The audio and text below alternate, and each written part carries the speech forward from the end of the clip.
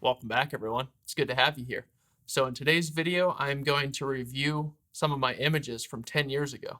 And 10 years ago, I first got into photography where I actually started taking it seriously. It's probably been about 13 years that I've been taking photos. But 10 years ago, I decided I wanted to be a full-time landscape photographer. And I was working to do that until about 7 years ago when I did become a full-time landscape photographer. So I wanted to show you kind of where my photos started and all the things that I did wrong, and show you that when you see somebody that's been working on photography for 10 years and they constantly work on it, they're definitely going to see results. But everybody starts out where their photos are not very good. So I just wanted to give you examples of that and also examples of how you can improve your own photos by studying all the mistakes that I've made in the past.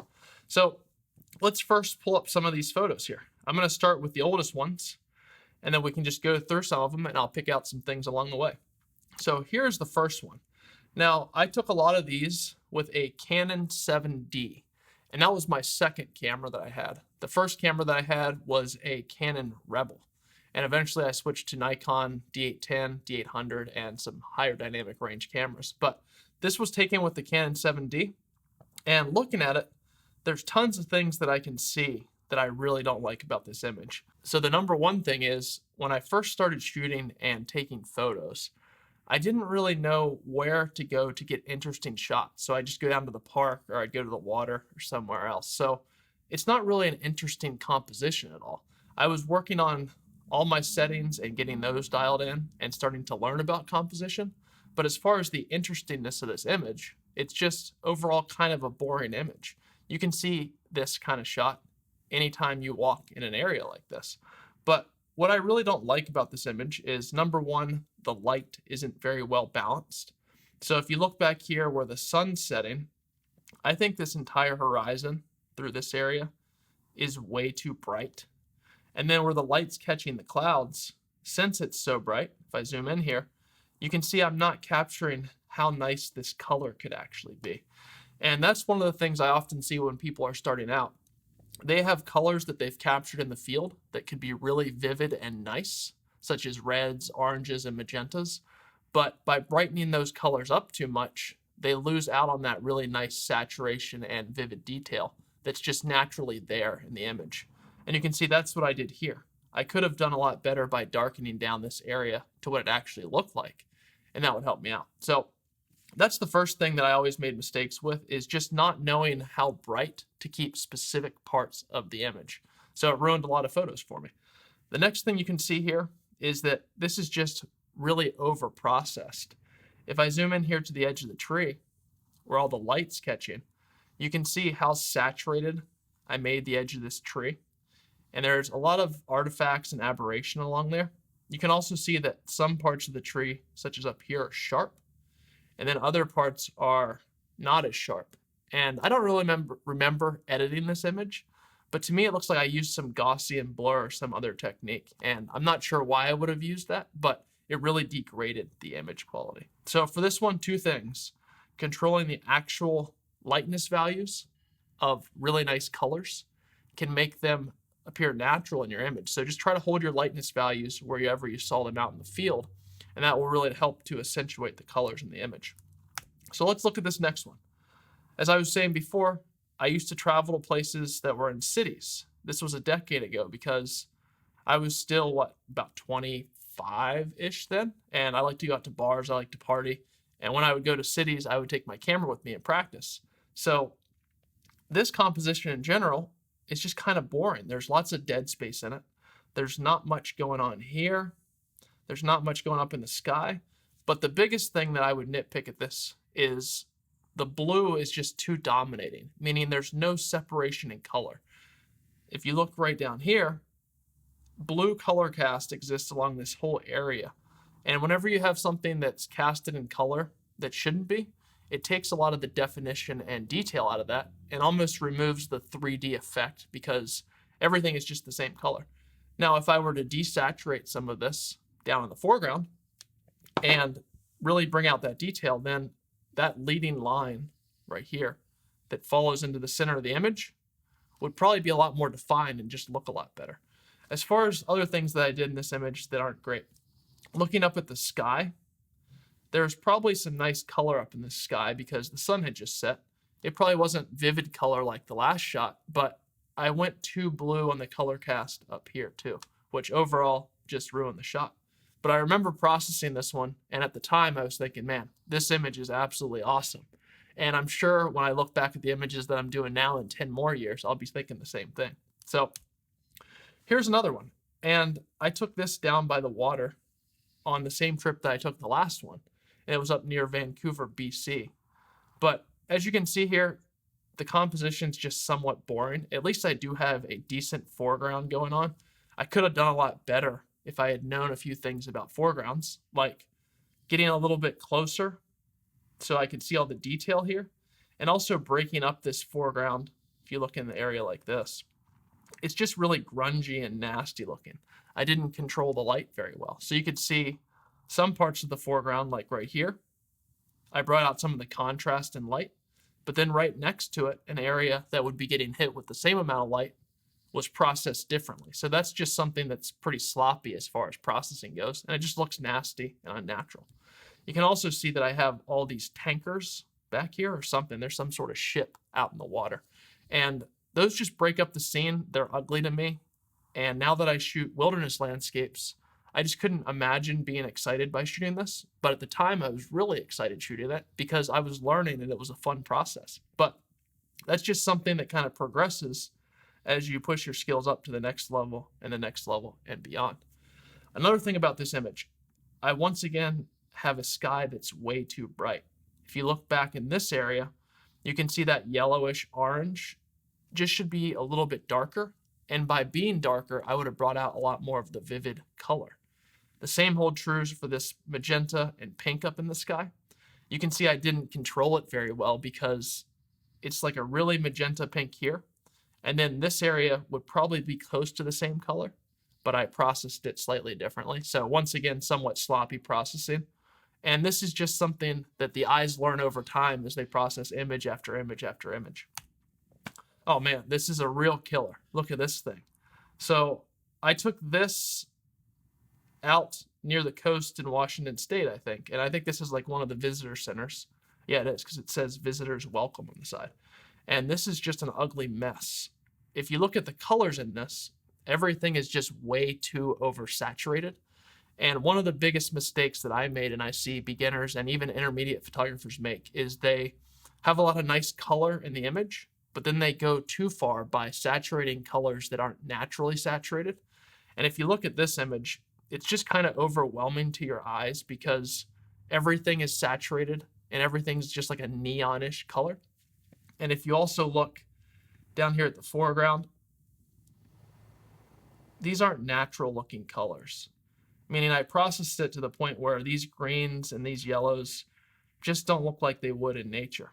But I used to think it looked really cool. I liked this image a lot when I processed it. And I remember I processed it and then I put it on Flickr and somebody said, hey, why is the sky over here one color and the sky over here is another color? And I said, well, I didn't even see that when I was processing it, because when you first start out, you don't see little things like this that you nitpick at after you've been refining your process year after year. So that's another nice, ugly photo. Oh man, this one is good. So this looks like a neon mess. It looks like a bag of candy to me. So when I'm looking at this one, I'm thinking, what were you thinking up here with the sky? Maybe the sun was up here and that's why it's blown out, or maybe I just had really sloppy processing, but all the colors in this are just completely unnatural. It looks like cotton candy in an amusement park or something like that. And a few different things that I could really improve upon with this one. Number one, it's a boring scene. Probably wouldn't shoot it now, but when you're just learning, it's good to shoot everything because that's how you just get your hands on the camera and constantly refine your process. But if I were to do this again, I wouldn't use so much blue up here in the sky, and I wouldn't use such a weird looking color of magenta or pink. Now, green, such as in the foreground down here, and magentas can look great together if they actually have natural colors because they lie across from each other on the color wheel. But in this case, just no good. It's an overall boring image with way too much color and way too much saturation going on. So here's one of the first times I went to actually take landscape images. And this was a really nice sunset, but my editing and my shooting technique completely ruined the sunset. So a few things that I can look at this one and note. Number one, if there's a sunset going on in the sky, snow is not going to be white. So a lot of times you're thinking about snow in your mind and you're thinking, well, snow is white. So when I edit it, snow should be white. But in all reality, there would have been color reflecting off the clouds here and hitting the snow. So the snow should take on some of the color cast of the sky when there's any sunset color going on at all. A few other things about this one. Uneven lighting across the scene. You can see that these trees are kind of bright. I probably added a levels and increased the whites over there. But this time of day, with a sunset like this light would be pretty soft, hitting all these trees across the scene. So in reality, all these trees in this area should have been evenly lit. The same goes with these trees. And then these trees back here, I also appear to have lightened up, but they would have been in the shadow of this light coming over here. And these are things that are really hard to see and understand until you go out and shoot a lot. And then you just know how nature looks when light hits it. And by knowing that, when you edit the shots, it just makes them look a whole lot better. So I don't really mind the colors so much in this one. I could have managed the light a little bit better. Once again, I made things too bright, and I lost a lot of that nice color that existed naturally. This one is an absolute mess, but at the time I thought it was awesome because it had light rays coming down out of the scene. And I took this in Iceland on my first trip to Iceland. And at that time, nobody was going to Iceland. It was like 2011, I think. So Iceland was just starting to be explored by photographers. Some people were there shooting, but it wasn't like the tour bus fiasco that has completely ruined photography in that country now. And this shot, when you look at it, you can see the sun up here. Didn't control that very well at all. It's just this big blown out blob of light. And now I would just know better than shooting in these conditions, because shooting into direct sunlight where it's harsh, it's just impossible to control that kind of light and make it look good, and also shoot a foreground that also looks good. You can also see that I have all this lens flare going on there. Now, I remember that I used to think lens flare was really cool looking, so I would purposely put it into my shots. And now I just find it to be distracting and somewhat ugly. So it's all just the progression of what I like over the years. Overall, the colors aren't horrible in this, but the lighting here is very bright and the lighting here is very dark. So this is just sloppy editing down in the whole foreground, because if the sun's coming from here and hitting this landscape, this should be pretty even lighting down here in the foreground. Oh man, this is an interesting one. It has the moody effect to it, which I also remember being really into back in the day. And this isn't like a horrible composition. It's pretty boring. There's not much going on. But once again, as in all the photos, I didn't control the highlights well. And I blew out some portions that might have had nice color in them. And you can also see all of these I over sharpened. And they're just crazy amount of sharpening that kind of just ruins the image quality. Because one thing that you learn after shooting landscapes for a while, one of the things that really helps your eyes to move through the image and find some interest in it is different amounts of sharpness or detail or diffuse light throughout the image. So usually things that are very close to us are much sharper. And as we go further into the landscape or further away from us, things become more and more diffuse. So this transition between sharp in the immediate foreground and more diffuse towards the background, if you remove that with sharpening, it kind of just throws a trick at your eyes, and they're saying, oh, well, this doesn't look natural. They might not be sure why, but something about it looks unnatural, where the horizon is just as sharp as the immediate foreground. All right, this is another fun one. I remember this very well. This was in the morning for sunrise. This was the first time that I had really seen fog and nice light coming up over the horizon. But as you can see, there's not really any clouds. So I probably wouldn't even shoot this scene now because it's a clear day. Maybe I could have worked on some zoom shots in here because it's a pretty nice area. But you can see I was sloppy with the shots. I have some lens flares. And then you can see I was also very sloppy with the processing, where I have really orange, bright yellow up here. I blew out the sun. Just looks unnatural. It's way too sharp back in this area. And then the colors in the entire thing are just oversaturated. Even though blue and yellow are complementary colors, when they're just saturated beyond belief, your eyes just have nowhere to rest. So when they look at this image, they're like, it's just a saturated mess. It doesn't appeal to my eyes whatsoever. So that was definitely a beautiful morning for shooting. I could have got some really good shots if I knew what I knew now. I would have just worked on all those clouds and trees in the foreground and been really happy with that, because often when there's clouds in the valleys and you can get up on a high point, if it's clear sky and the sun breaks through, that's when all this stuff can look potentially really cool. But I just overprocessed it, so pretty ugly image. Oh man, this is a fun one. This is Palouse Falls in eastern Washington, which is, and always has been, at least since I've been shooting, about 10 or 12 years, a popular photography spot. But once again, the same mistakes made again and again. Not controlling the highlights, making them way too bright. We always think of water as being white. Well, when you brighten it up to this point, you can't see any of the detail, you know? You miss all this cool detail. And then I did some crazy processing stuff down here with this water. Not really sure what I was doing, but interesting effect. And then you can see just how sharp everything is in this image. And that just normally ruins the color and the texture of the entire image. And then once again, just way too much saturation in the entire thing.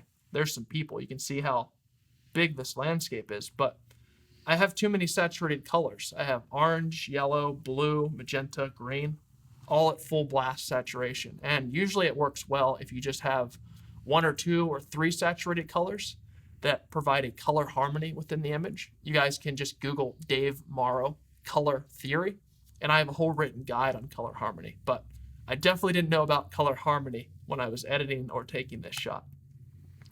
And here's the last one. It is the first Milky Way image that I ever took. And you can see I missed the focus because all the stars are fairly out of focus, especially compared to how sharp the foreground is. And then I was doing some light painting on these trees, which now I just find light painting to be pretty ugly. I would rather just have a crescent moon coming up over the horizon with the Milky Way. And if you have like a 10% moon and it's just over the horizon, it gives this really nice glow light box effect to the landscape, but you can still see the Milky Way, so it can be a really pretty effect. This one has the problem of too much color cast. If we look up here, the entire sky is this ugly color of blue. So you can't actually see the definition in the core of the Milky Way because the whole thing is blue. And if I were to re-edit this one, which I wouldn't because I think it's a garbage shot, but if I were, I would work on the color cast up here and I would decrease some of this neon green saturation down here. So what I've really found over time is that less is usually better for landscape photography. Always look to capture good compositions in the field and really nice light. Use the exposed to the right technique, which I teach in my other videos. But most of all, when you process the image, now I process an image and I'll process it the first time and maybe get it to 80%. I'll let it sit for a few days, then I'll come back and continue the process and maybe do that 3 or 4 more times until I've sat down with the image maybe 6, 8 times at different points. And that kind of has a fail-safe effect where I'm looking at the image multiple different times. But back in the day, I would process an image just in one sitting. I would be like, yes, this thing looks awesome. I'd put it on Flickr and then I'd be done. And then that was it. But I think if you break up your processing for images and work on a whole lot of images at once and visit them multiple times before you're done, and then once I think I'm done now, I like to let it sit for like a month in like a little folder where I don't look at it. And then if I look at it in a month and I still like the image, then I'll upload it to my portfolio. So I think slower and less can be great for landscape photography. The same thing happens with saturation and color. I don't really find it to be appealing to have so much color and saturation. I like to add a little extra saturation when I post-process an image, but I always want to work on colors that fall within a color harmony so they look really nice together. So hopefully you guys can learn some stuff from all the mistakes that I've made in the past. I'm still making mistakes all the time, and I'm still refining the process of making my images better. And I'll do another one of these in 5 years if I'm still making videos, and we can see all the mistakes that I've made on the edits that I'm currently working on. But if you guys want to see all of my images, you can just go to my website. I'll leave a link below this video. And if you'd also like to access all of my free shooting technique PDFs, they're just step-by-step, and you can download them on your phone and take them out in the field, and they will help you with your shooting technique. I'll provide that below the video as well. So really appreciate you watching this video, guys. If you liked it, leave me a thumbs up under the video. Leave me a comment if you have any questions. And if you want to see more of my videos in the future, hit the subscribe button. And next to the subscribe button, hit that little bell. And then you'll want to go up so it says all notifications under that bell. And then you'll just get a little bell on the top of the screen when I upload new YouTube videos. So thanks for being here once again. See you next time.